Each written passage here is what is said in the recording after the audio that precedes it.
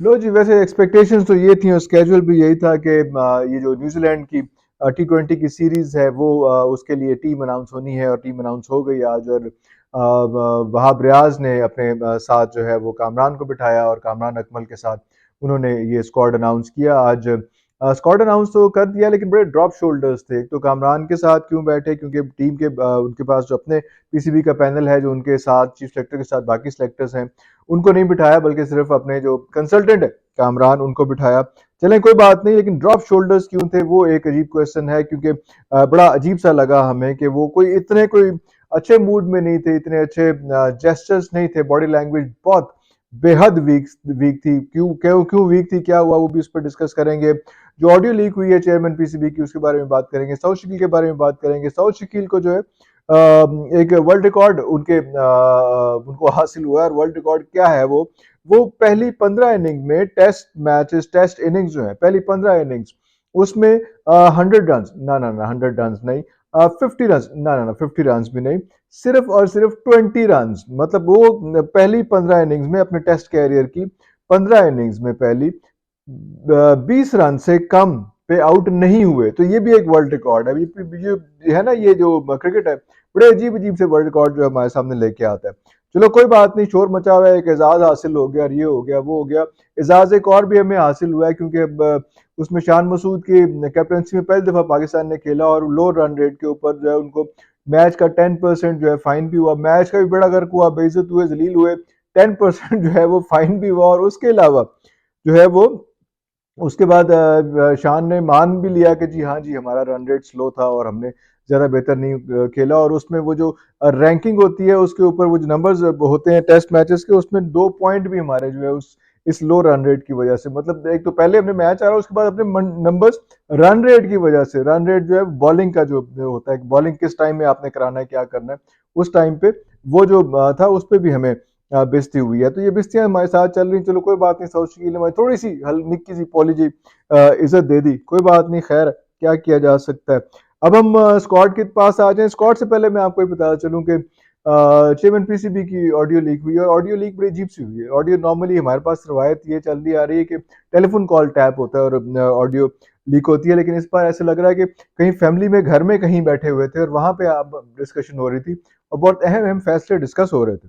ये अजीब सी बात है, लेकिन चलें कोई बात नहीं, आपको बता देते हैं कि एक कोई साहब हैं जिनका नाम तलहा है और उनके बारे में कहा गया कि ये तलहा साहब वो साहब हैं जो मैनेज करते हैं 8 प्लेयर्स को पाकिस्तान के। और उन्होंने कहा कि जी ये 8 प्लेयर्स ऐसे हैं जिनको मैनेज करते हैं, जो पीसीबी के बस की बात नहीं है, पीसीबी के कंट्रोल में नहीं है।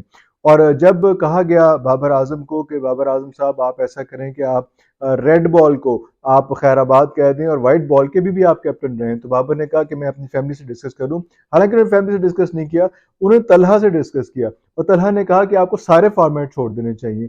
इसलिए बाबर ने सारे फॉर्मेट छोड़ दिए, इसलिए मजबूरन जो है वो उनको वाइट बॉल के लिए जाना पड़ा ये शाहीन शाह अफरीदी के पास। और जब कहा गया कि यार शाहीन शाह अफरीदी के पास क्यों गए, आप किसी और के पास, शादाब के पास या आप जो है वो रिजवान के पास क्यों नहीं गए, तो उन्होंने कहा भाई रिजवान भी उसी लीग का हिस्सा है और वो भी तलहा के साथ ही जो है, तलहा ही उसको मैनेज करता है। 8 प्लेयर्स, एक तो ये है कि सिचुएशन बड़ी अजीब सी है, जो सिलेक्टर्स की ये स्वाबदीद होती है, सिलेक्टर्स ही सारा कुछ कर रहे होते हैं। इसमें ये जो चेयरमैन है वो कैसे डिसाइड कर सकते हैं, वो कैसे डिसीजन ले सकते हैं, वो कैसे बातें कर सकते हैं, ये बड़ी अजीब सी बात है।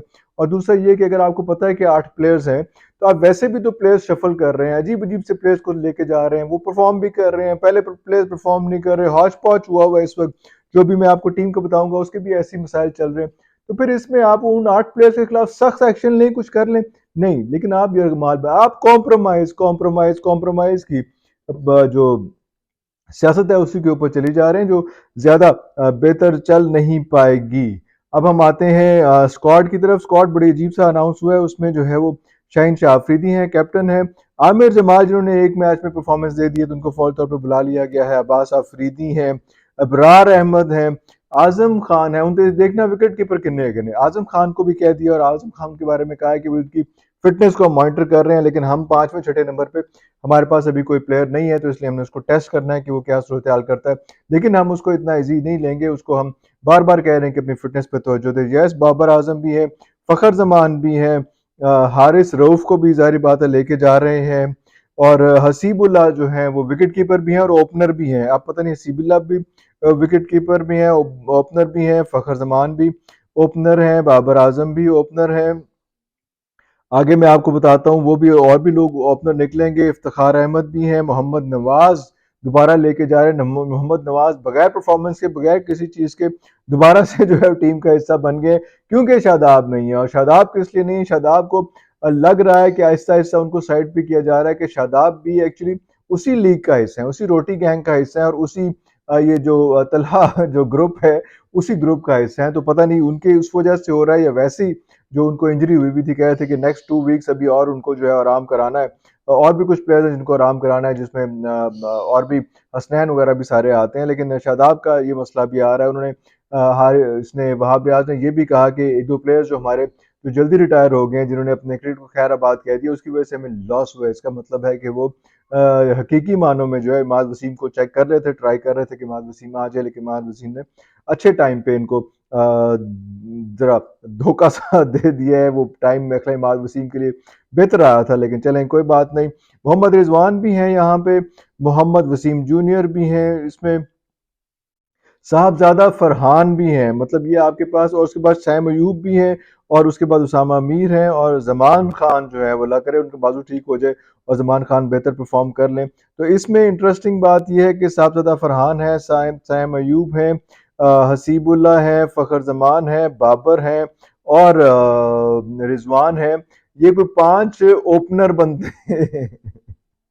ये 5 ओपनर बनते हैं।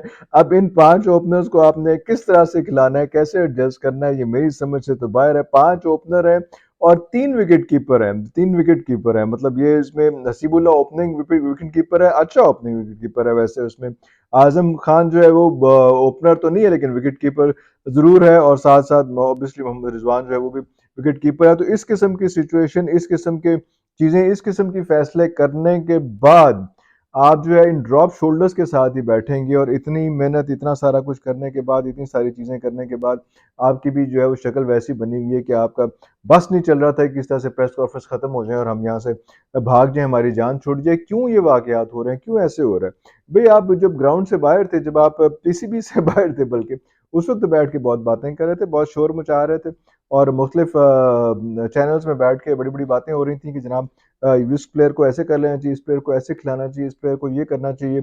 या फिर कोई ऐसी सिचुएशन है कि पूरी की पूरी जो है पैराडाइम शिफ्ट कर रहे हैं। बाबर और रिजवान को रखने के बाद भी अगर 2 विकेट कीपर आपने और रखे हुए हैं, 3 ओपनर्स और रखे हुए हैं, तो इसका मतलब है कि खिचड़ी कोई और किस्म की पक रही है। शायद यही जो है, ये जो तलहा फोबिया है, आहिस्ता आहिस्ता से जान छुड़ाने की कोशिश की जा रही है। प्लेयर्स को इन किया जा रहा है, प्लेयर्स को साथ साथ लेके चलते जाएंगे। और ये जो प्लेयर्स जिनके नाम बहुत बड़े हो चुके हुए हैं, परफॉर्मेंस इनकी कुछ भी नहीं है। जिस तरह से शहनशाह अफरीदी, ऑब्वियसली वो तलहा वो गैंग में तो नहीं आ रहे इस वक्त, लेकिन शहनशाह अफरीदी की परफॉर्मेंस बहुत ज़्यादा कमाल की नहीं है, अच्छी नहीं है। उनकी फिटनेस के बहुत सारे मसाइल हैं। शहनशाह अफरीदी कब तक चीज़ों को लेकर चलते हैं वो भी देखना पड़ेगा। लेकिन एट द सेम टाइम ये जो मेन मसला है ये रिजवान का और बाबर का और शादाब खान और उसके अलावा बाकी पता नहीं 5-6 लोग कौन कौन से हैं, उन पे मेरा ख्याल जो खतरे की घंटी बज रही है। उन्होंने रेड मार्क तो कर लिया होगा कि यार अभी नहीं तो बाकी प्लेयर्स को साथ साथ खिलाते रहें, खिलाते रहें, खिलाते रहें। और अगर कोई क्लिक कर जाता है तो हम इन सब प्लेयर्स को शिफ्ट कर जाएंगे। और ये जो 8 प्लेयर्स हैं, जाहिर बात है उनको ऐसे खुला तो नहीं छोड़ा जा सकता। अगर इतने अच्छे तरीके से आइडेंटिफाई हो गए हैं तो फिर उनका जो है वो थोड़ा सा मुश्किल वक्त मुझे लग रहा है आने वाला है। मुश्किल वक्त किस पे आने वाला है? अल्टीमेटली मुश्किल वक्त जो है वो पीसीबी पे आने वाला है और पीसीबी की वजह से मुश्किल वक्त जो है हम सब पे आने वाला है, यानी कि क्रिकेट फैंस के ऊपर आने वाला है। अगले व्लॉग तक ले इजाजत दीजिए। पाकिस्तान जिंदाबाद।